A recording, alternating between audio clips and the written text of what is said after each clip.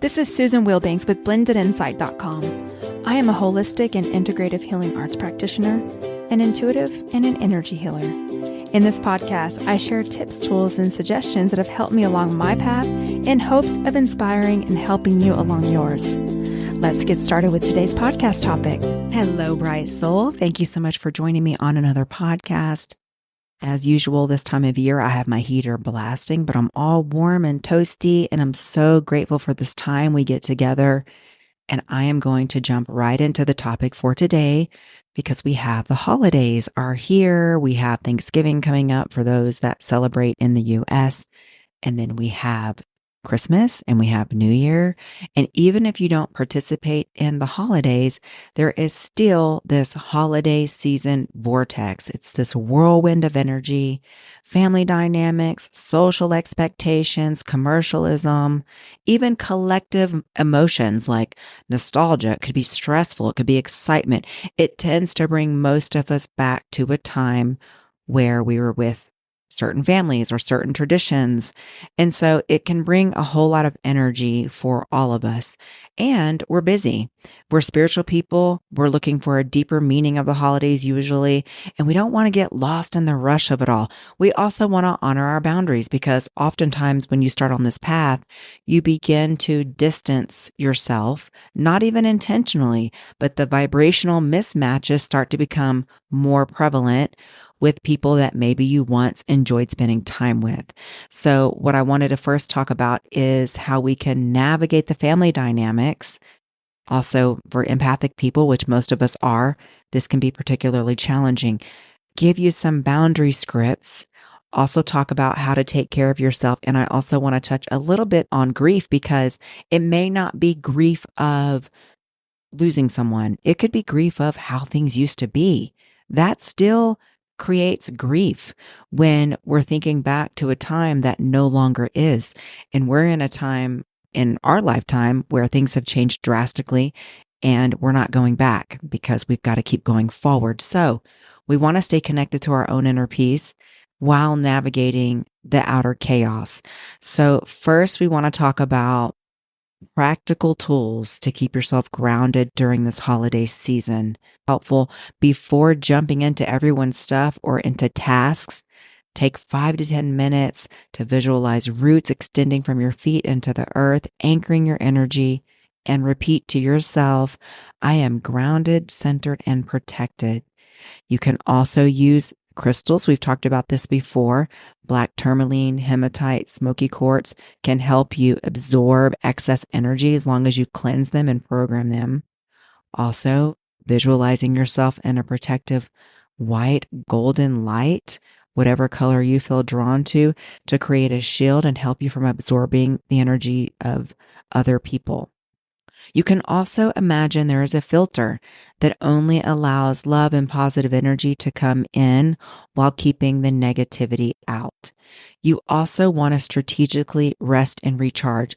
Plan your downtime, schedule it. Empathic people need a little bit more time to recharge before and after an event, usually. Some alone time, journaling, meditating, even stepping outside can be so helpful. Also, keep a calming playlist. For me, I like to diffuse lavender, so I have a essential oil diffuser. I like lavender. Some people are really comforted and calmed by eucalyptus, and I have a meditation space. It's a cozy corner. As soon as I walk in, the thought forms are there because I use that particular space to meditate, to recharge, to connect. So as soon as I walk in, it's just an instant, so you want to do that. And also managing your expectations. We've got to acknowledge that as much as we want to make everyone happy, it is okay to step back when things get intense. We often feel pressure to fix or overplease or be the peacemakers. And you know what? Sometimes you just got to set a boundary. So the other thing that I'm very aware of is sometimes we are obligated to something and it just the way that it, so maybe you're partnered with someone where they have family coming over and that's the thing and you don't want to create a bunch of ruckus. So you're just going to go along with it. Or maybe you are with someone, or your family tradition is such that you all get together and you feel like it's something you have to do and you'd feel bad if you didn't. So only you know the answers to those things. In that case, connect to your higher self, visualize the divine light, stay centered in your inner wisdom, and don't take things personally, because people can only meet you where they are. And what you don't want to do is go around giving unsolicited advice. And there's all kinds of things that I can get into with this. I've had it over the years where people say things that it's really none of their business. It's not their place to even comment on it, or they simply don't understand me. And why would they? I'm very strange. I'm doing things that the collective is not doing. So I can't really fault them for being in the same place that I was, 20 years ago. They just chose to stay there. That's still their culture. I've moved on. I've changed, but I can't expect for them to change. So and I know it's challenging, but you can totally do it. And a lot of times these are things that we are here to learn. And we're in this situation because there's something here for us. So when you shift it into something, a mindset where, okay, this is here for me. This is here for me to learn something. Let me make the best of it, as opposed to, oh, it's like a ball and chain. I have to do it. So clearing your energy is great. Smudging is great. Salt baths are great. Breath work is great. And all the things that I always talk about. And also, if you're cooking something, infuse your meals with healing, grounding energy. Send love into your meal. Be fully present. Create an energy bubble that keeps you centered in spiritual peace. And use these affirmations. I remain grounded and protected during this busy time. I can give to others without losing myself. I am at peace in the midst of holiday energy. And you know what? It is okay to say no. We can easily feel pressured to say yes to every invitation or request for help. I've had to learn how to be really mindful about where I put my energy and be okay with saying no.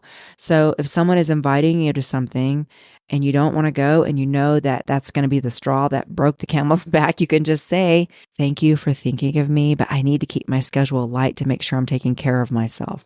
Easy. Or thank you for thinking of me. I'm not really sure. Let me get back to you. Also, it's okay to let things be imperfect and focus on what truly matters. For me, even on a holiday, I will still get up and work out. I will still meditate.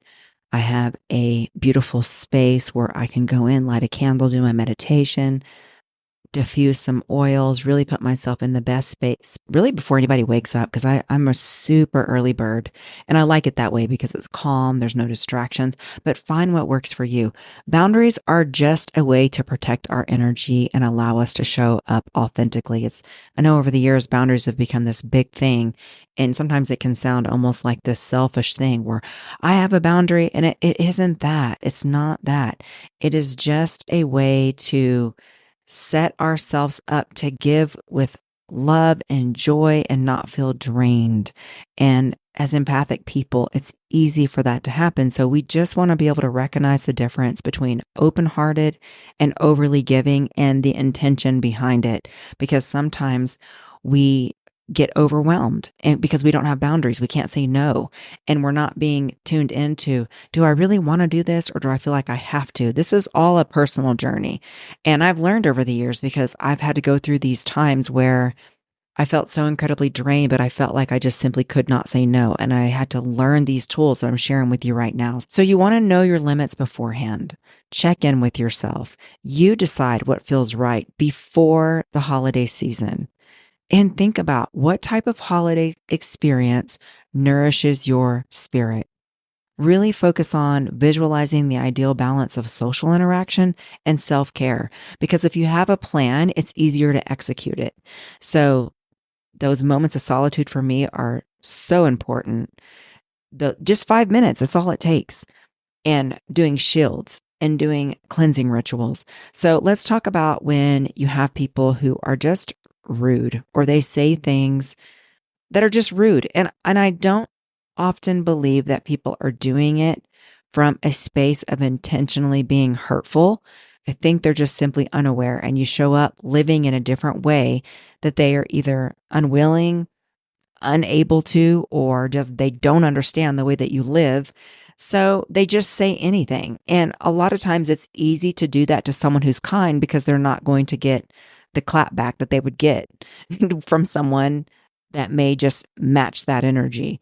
And I know I've been there as well. So this one seems to come up a lot. So I'm going to specifically address this. If someone says something about your body, and I don't know what it is about our culture where people feel like they have the right to say something about your body. It's probably because there's so much emphasis on our bodies. I've witnessed it with other people commenting on other family members' bodies. I've had it myself where family members have commented on my body. And I want to give people the benefit of the doubt and say that they're legitimately concerned or they're just trying to help. And I will, as a person that's kind and I'm an energy healer and I want to expect the best or hope for the best, I'm just going to leave it at that. But here is some things that you can say is if someone says something about your body, you can say, I appreciate you're concerned. I'm focused on eating healthy, not the numbers or appearance. Let's talk about something else or just shift it away from something else because you are refocusing it, you're addressing it, but you're politely redirecting the attention. Here's another thing. If they ask you, start crying, you could just say, you know what? I prefer not to talk about it. Thank you for understanding and move on. You can also say something like, well, bodies are always changing, right? But enough about me. How are you doing? You can divert it without being rude because what we don't want to do is create a scene. At least I don't want to create a scene. I don't have the energy for that. And frankly, I don't care what someone else thinks about my body. I have a very strong connection with what's going on with myself, and I don't need anybody else to point it out.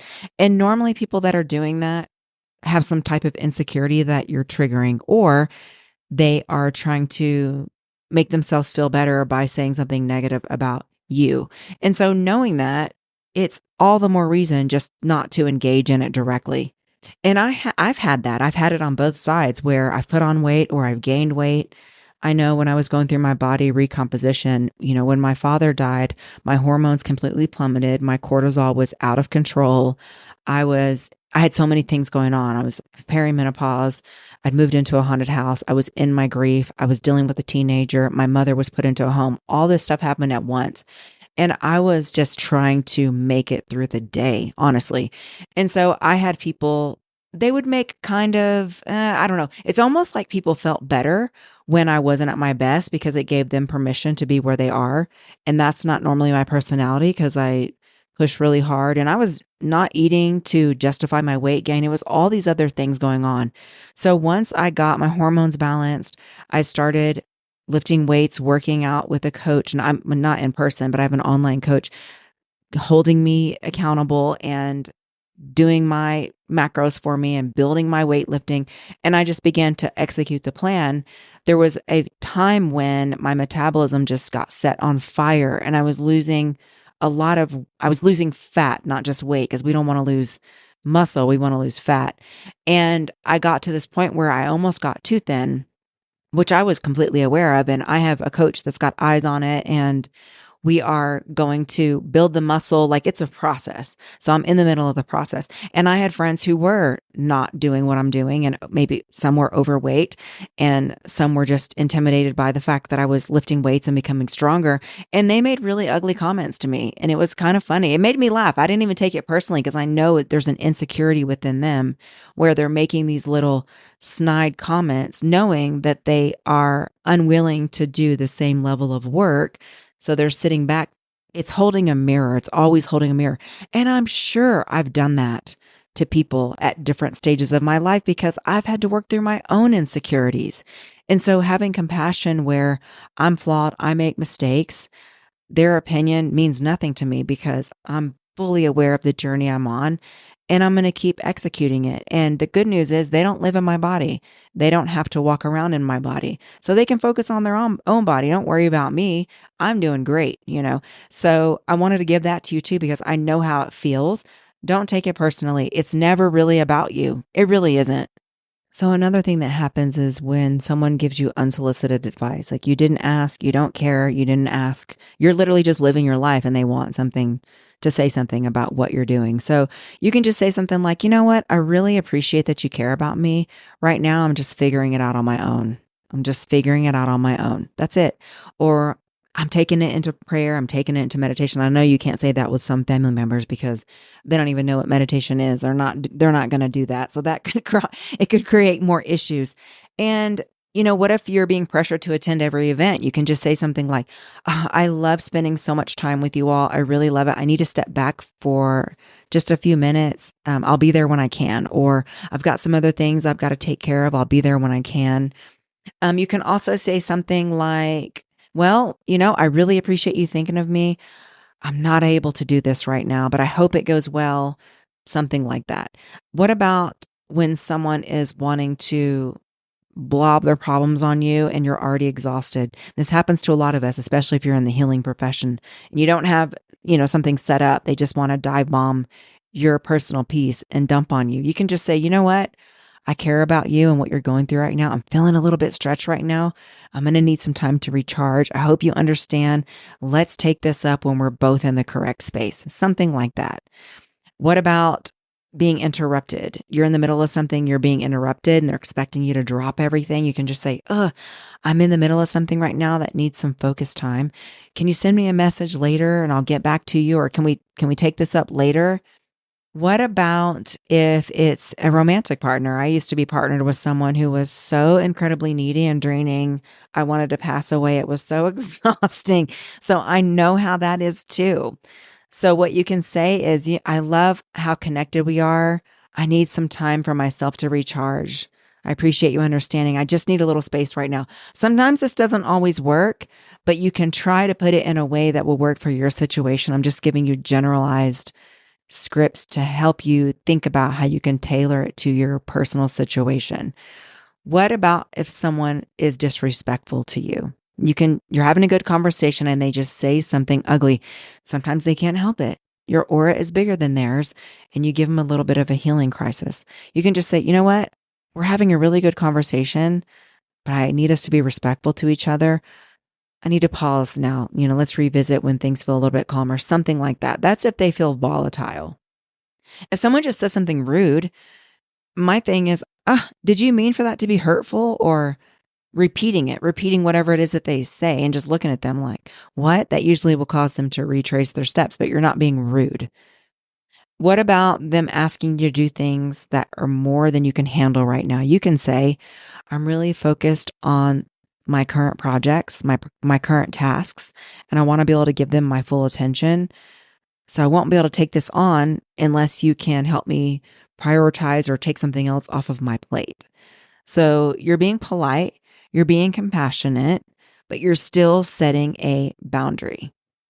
Let me think. I think that is about the only boundary stuff I wanted to address. I know the body thing for some reason is something big. And, people are just flawed humans. I'm a flawed human, and I know that it can be hurtful.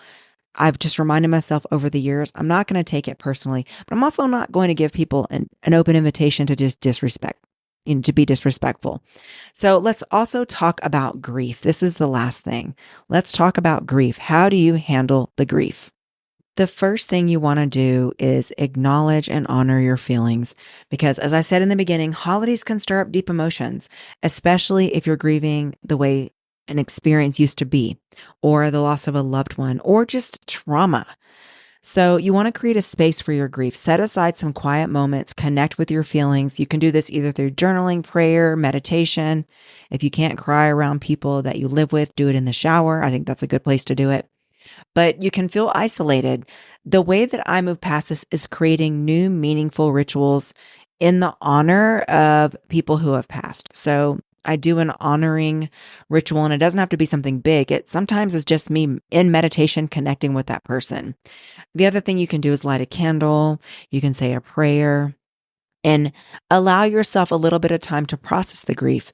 But one of the ways that I have really moved through my grief, because as you all have know that, I don't have any of my nuclear family left. So I had two older brothers. They were twins. They've both passed on 10 years apart. It was very bizarre. My father passed medical malpractice. That was very traumatic. My mother has dementia, alcohol induced dementia, which is a horrible form of dementia. She's young, but through the alcoholism over the years, she fried her brain. So she's got dementia, and her dementia started probably 10 years before it got to the level that it is now. But she ended up going into a home a few months before my father passed away. So I had a lot at once. Then I had an aunt pass right after my father, before my father and uncle passed. So I'm only sharing that to say, I get it. And when you start to think about the holidays, your core memories from childhood usually come up. And my core memories include people who aren't here anymore. So I have created new traditions. It's okay to honor and be happy for those times and then move my attention to the here and now and say, you know what? I'm going to honor how I feel. Let go of the idea that you have to be okay all the time. It is okay to feel a little bit sad, to need a little bit of support. And the main thing is just taking really good care of yourself. And that's what spirituality does for me. And that's what spiritual community does for me, because it reminds me of how temporary this experience really is and how everything exists in energetic potential. And we're all energy beings. And I really learned that a lot doing this work, because I would be doing healings with people, and then someone that I don't realize is on the other side would show up, and I could give all this information. And then the person on the other end would say, well, yeah, that's this person. They passed this many years ago, but they would show up to me just like anybody. So it really gave me a nice, clear understanding of how it's just the body that passes away. But I know when we're in the grief, you don't want to hear it. You want them physically here. So it's not that the grief goes away, but it does transform. If you can let the holidays be a time for reflection, for honoring both loss and love, and realizing that this moment is all we really have, because what grief has shown me is how things change and how we are so incredibly resilient. And someone right now is enjoying your presence. And I get people that will say, well, I'm lonely. My kids are grown. I don't have this anymore. There is an animal that loves your presence. There is an organization that you donate to that is really grateful for your presence. Perhaps it's work. There is a contribution you are making on this planet. And oftentimes we don't think about that. We look at the Instagram reel and the social facade that everybody shows, the highlight reels. And doing the work that I do made me realize, and I'm not saying it's always the case, but it's often the case, how fake that is. Because I will have a conversation with someone, maybe in a private session, or maybe just because of who I am, they open up about how unhappy they are.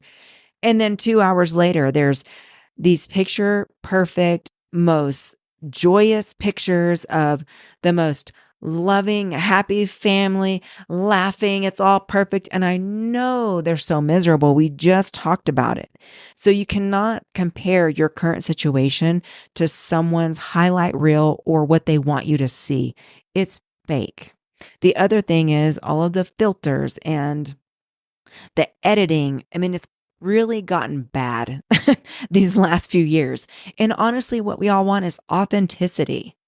I don't ever want anyone to have to fake it for me. Be your authentic self, because that's how we connect, through authenticity. And my thing is, allow that grief, because you don't want to stuff it, process it, let it go, and then make space for moments of connection, joy, and healing. I think I shared this in a previous podcast about when I was really so tired of my grief with my father, because it broke something open in me, because it wasn't just him. He was the last person that had the shared memories of my childhood, because he was the last one I could talk to about it. Everybody else is gone. So when he passed away, there went that person that remembered the things that I remembered, because there isn't anybody else. So it was a bigger loss than just him. And I had gotten so good at, I cried so much. I've never cried this much in my life. I cried so much that I could do it without moving my face. It was incredible. It was so incredible. The only way anyone would know that I had been crying is because my shirt would be wet. So I created these things called tear bibs. I'm not even kidding. I did it as a joke. I created these tear bibs because I'm like, if I could wear this bib I could be crying and you wouldn't even know it. I would be at work in meetings and I would just be crying. Like I cried so much. It was unbelievable. It was humorous because I'm like, this is crazy. I can't stop it. So I got to a point where, and it was traumatic for my daughter because she'd never seen me. My daughter would always tell me, well, mother, I'm used to you. This is her language. She's young. I'm used to you thugging your way through everything. And it's like, well, I mean, I don't know. I don't know what happened. So in any case, I was working with a mentor of mine and he was like, let's set a day when the grief is done. Like, let's give yourself permission to do it for, I don't know, I guess we gave myself like 3 more weeks. On this day, we're done with it. Cause I wasn't holding anything in. It gotten to where I was so irritated. Like I couldn't even, well, it wasn't even irritated. I was just empty. I felt so empty. So we set this time frame and it really, really helped. Now there are moments where my dad will come to me in dreams or, there's music that he likes. I'll hear the song. So it transforms, but it's not like it was before because before, I'm not kidding y'all. It was like a dam. I couldn't do it. I mean, I cried all the time. It was like there was nothing left in me. So if you're going through that, I understand. I've been there and I know, and I can laugh about it because it is pretty funny. Because the other thing is, I fast forward to thinking about when I couldn't imagine my daughter being an adult. And here she is, 21 years old, feels like yesterday. So I know that it goes by quickly and I want to enjoy every single moment. I am loving the stage of my life right now where I don't have a husband in my life that's draining my energy, where I'm a married single parent, because I was a married single parent twice. And I know some of you are experiencing that where you really just gained another child. You don't really have a partner. And a lot of us empathic people tend to align to people like that are takers, that are zappers. And I don't have to deal with that. And it's so incredibly peaceful. And if you are dealing with that, I'm sorry. I know how you feel. I have been there. And I can do this holiday however my daughter and I choose. And I feel so grateful for that. Yeah, I don't have everyone around me that I want to have around me. I don't. But what do I have? I have my health. I have my freedom. I have a beautiful home. I'm happy in my work life. I'm grateful for the skills that I've learned, for this community that I can show up here, that I can serve, that I can be a beneficial presence. It's the little things. And I've learned to focus on those little things and be so, so grateful. So that is all I wanted to share. Let's go into a healing.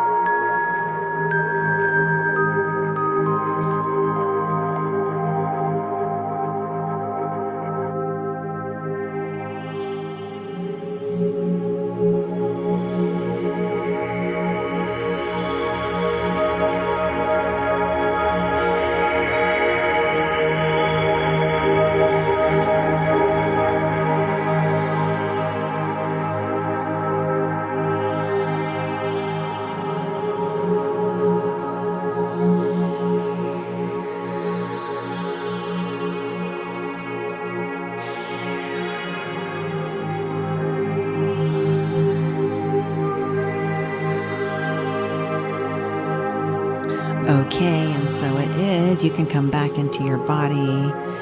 And we're still doing the 30 days of healing and gratitude. So that is also here to support you.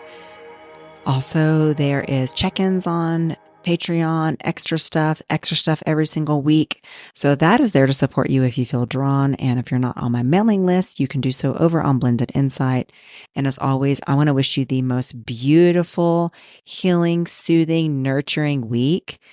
And we'll talk to you next week. Take care. Bye bye.